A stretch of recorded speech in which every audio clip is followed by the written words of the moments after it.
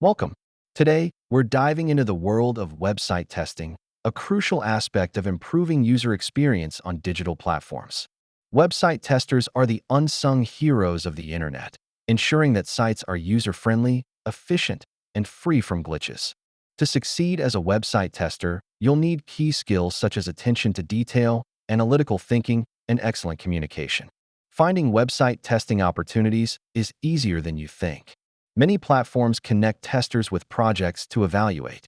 Some popular platforms where you can get paid for testing include User Testing, TryMyUI, and Loop 11, each providing unique opportunities.